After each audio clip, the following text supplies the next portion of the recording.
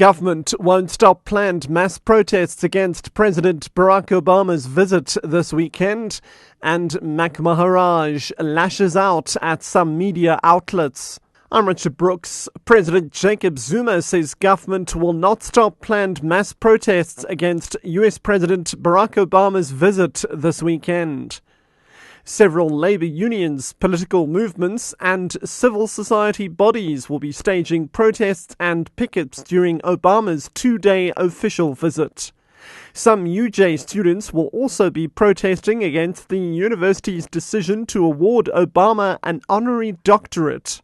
The anti-Obama protests are aimed at Washington's support for Israel and the US military involvement in Iraq and Afghanistan.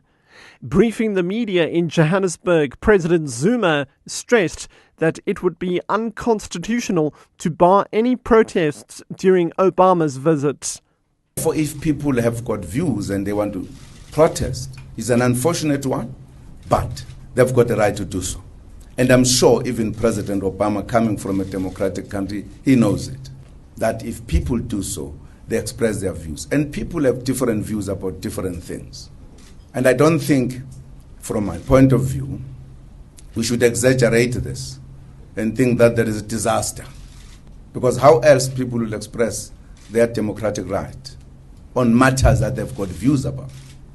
Presidential spokesperson Mac Maharaj has lashed out at some media outlets for broadcasting unverified information about the details of Nelson Mandela's health condition. He was responding to a claim in a CBS News report that the former president's liver and kidneys are operating at 50%, that he's unresponsive and hasn't opened his eyes in days.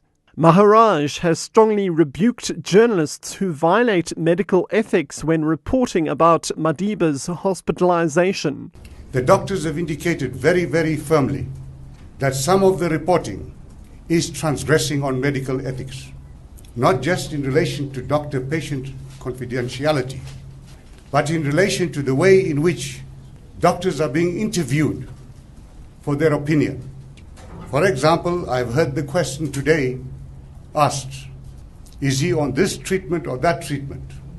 And the doctors have said to me, Mac, you start answering that question and you are down the road in violation of doctor-patient confidentiality. COSATU's next action against Gauteng e-tolls will include the South African Council of Churches, which has also spoken out against e-tolling. This follows today's Drive Slow campaign on Joburg highways, which the Labour Federation says was successful. About 400 vehicles, including minibus taxis, took part in the protest. COSATU's Putas Tseki says the next protest will be in Pretoria next week. In terms of the plans moving forward, COSATU is going to march again on the Go Slow on the 2nd of July in Tshwane. We are also going to have a prayer service at 12 o'clock at the Regina Mundi in Soweto. The prayer service is a very good one because it's going to be led by the bishops, by the South African Council of Churches. Slain Gauteng police officer Major General Tirani Maswangane has been described as a stalwart who worked tirelessly to root out corruption in the police force. Thousands of people attended his memorial service at the Regina Mundi Church in Soweto. Maswangane was found dead in a field near the R101 in Hammanskraal, north of Pretoria, last week.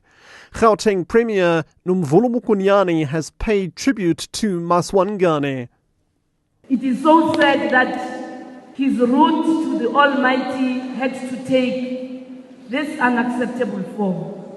To members of the South African Police Services, you have been left poorer. This is a test about your effectiveness, a clarion call to definitely show South Africans that when one of your own is under attack, you prioritize